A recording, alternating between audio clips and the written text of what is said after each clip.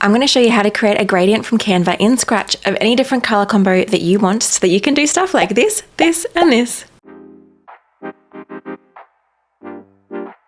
So hi, if we have not met before, my name is Jacqui and I'm all about helping you as a small business owner create incredible graphics for your business to help to grow your business instead of you feeling frustrated every single time you open Canva only to waste hours and hate what you come up with. If that sounds like something that's helpful for you, make sure you hit that subscribe button to not miss any of my future tutorials or lessons. And so today I'm going to show you how you can add a gradient to any shape, any background, and that gradient can be any color that you want it to be. There are a few limitations, but I'm going to take you through all of it, plus the ways that I like to use it as well. So first up, if you want to do your background, if you open up any size design that you need, I've got an Instagram post size open right inside Canva.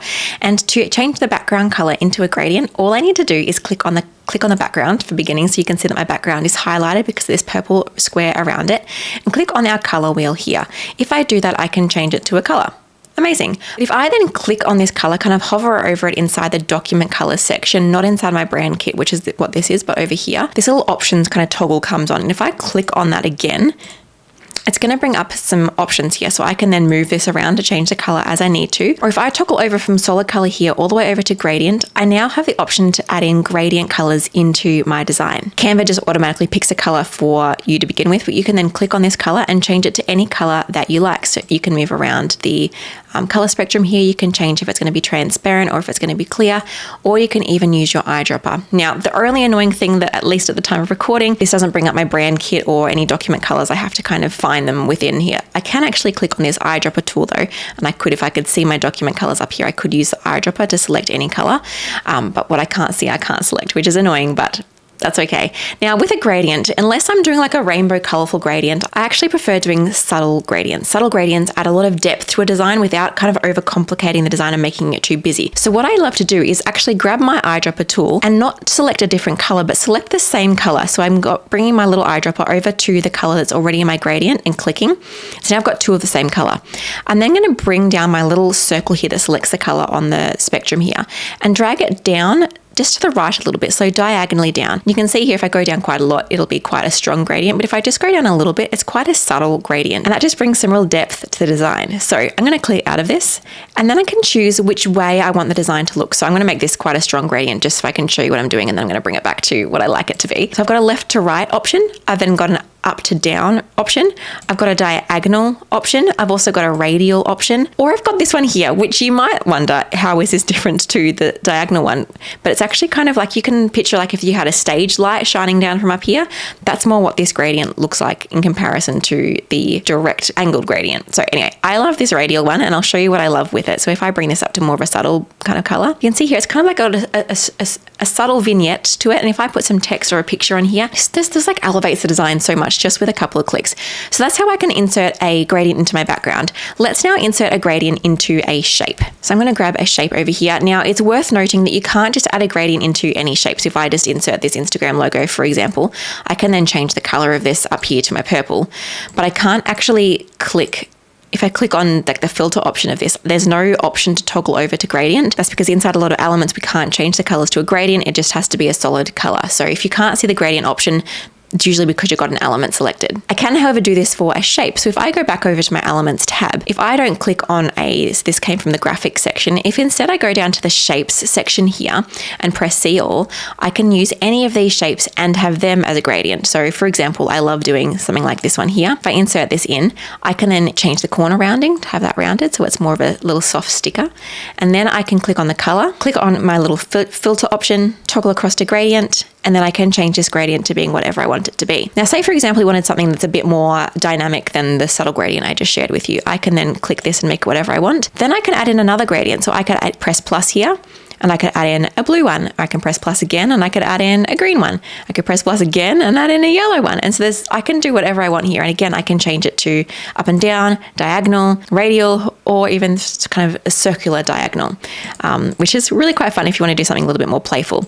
Another hack for you here too is if you wanted, say you wanted this blue to take up more space than the pink and the peach here, I could press this plus button and leave it on blue. And I could press plus again and leave it on blue, and press plus again and leave it on blue. It's now now making the gradient kind of uneven just because I've added in more colors of the ones that I wanted. Or I could make it, there's so many options for you here. So you could also choose to make one of this one slightly darker. So maybe this one a little bit darker, and then you have like a strong, like a bright pink, and then a really slow burn with the blue. Plenty of things to play around with. So that's how you can change the colors inside a shape. And you can obviously do the same thing with a background. And now that I've added in this gradient, I can actually click on this background, click on the color, and select this gradient and change the whole background to that gradient that I've just made. So I can then apply that ongoing to anything. Another note here is you can't apply gradients inside of text. It has, unless you use like a fancy app using this inbuilt gradient feature, you can just do backgrounds and shapes. And what I'm about to show you is a really fun tool that I love to use. So say for example, I have a background, let's make it a plain color, and I have a photo. So I'm going to grab a photo from my brand kit. We'll do this one here of me sitting on some colorful steps. And so say for example, I wanted to put me fading into the background. I'm going to show you exactly how we can do that now. So I'm going to bring me here. I'm going to crop myself down a little bit. I'm actually going to do a cheeky trick now. I'm going to duplicate myself and use the background remover on my Canva Pro to remove the background. Now I've got two versions of me, one with the background cut out, one with the background not cut out. I'm going to make sure I'm over the top of myself here perfectly. And then I'm going to click on my background version, so the one behind, and crop it down by clicking just on this top bit here and dragging it down. And now I've kind of got this beautiful separation between me and the background. But what if I wanted to make this subtle transition really subtle? I'm actually going to insert a square. So I'm going to press on my shapes here, insert a square. Or if I wanted to do it quicker, I can just hit R on my keyboard and it inserts it straight on in. Then I'm going to click on this and make it the same color as my background, but fade it into transparency. So click on our color.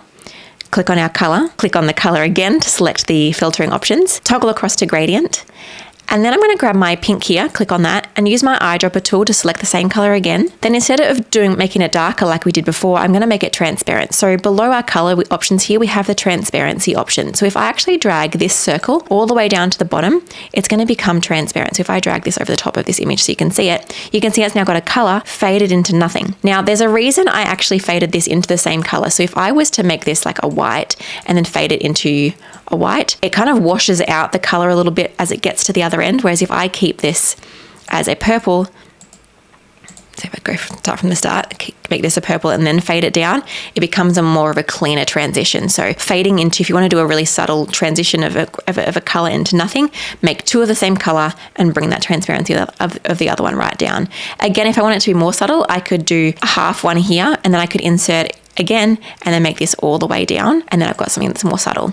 I'm then going to rotate this box, rotating it around and moving it so it sits right on top of my image. So I'm going to bring it all the way to here, and then I'm going to drag this across, and then I'm going to put this image to being behind my picture of myself.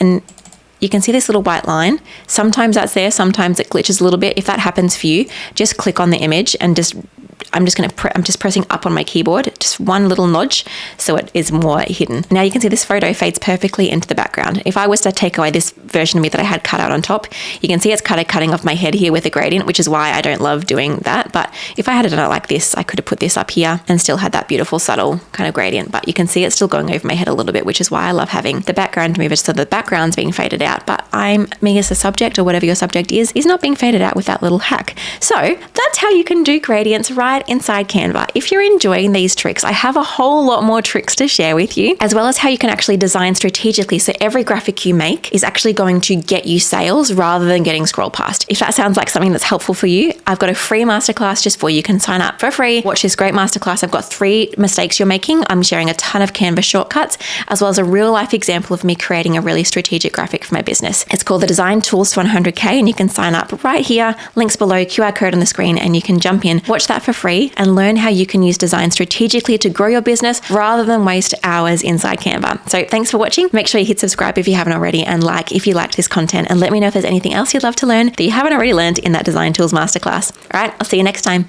Bye.